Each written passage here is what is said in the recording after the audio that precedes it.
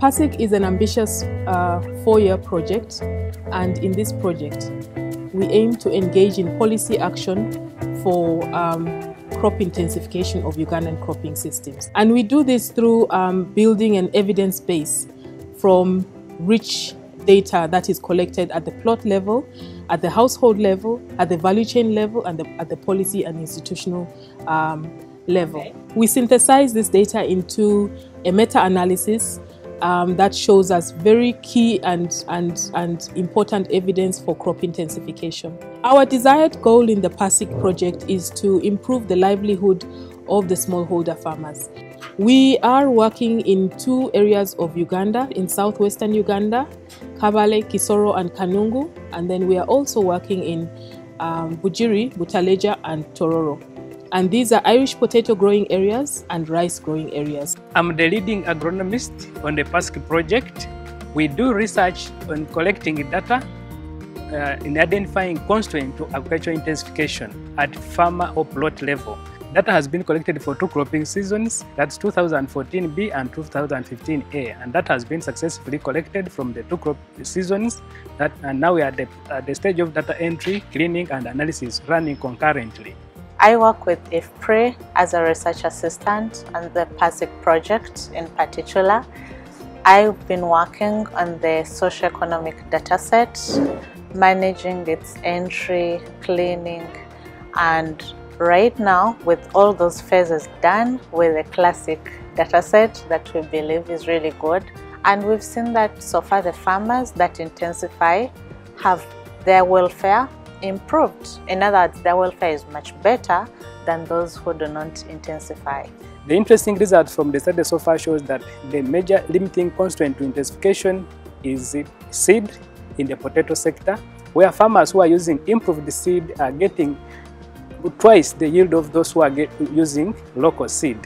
The information that we are collecting will be used as evidence for stimulating action in agricultural policy, relevant agricultural policies to intensification. So I'm a policy expert and I sit at the Ministry of Agriculture, which is actually a very core, implementing partner in this project, because, policy formulation is actually, in the mandate of government and basically the Ministry of Agriculture to do policy formulation. Under PASIC, we do have 3 components at MAIF which we support: capacity building, zone investment plans, and policy action.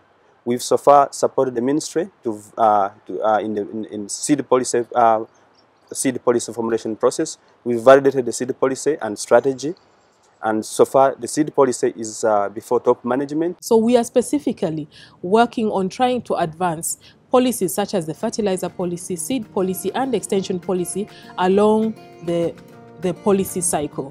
So under development of the zone investment plan, so far we've developed a strategy that is going to guide the ministry to develop these 2 plans. And these 2 plans actually are in the rice value chain and Irish potato value chain. We've also, tried to carry out consultative meetings internally at the ministry, and then we are going to the zones to carry out consultative meetings of different stakeholders at zonal level. Once we have an idea of the returns to investment of these 2 crops and their value chains, we will be able to present this to different development partners as well as the private and public sector for opportunities for investment. Under capacity building, we've supported the ministry to, in capacity strengthening. We've conducted trainings, for instance, the training in econometric analysis and impact evaluation.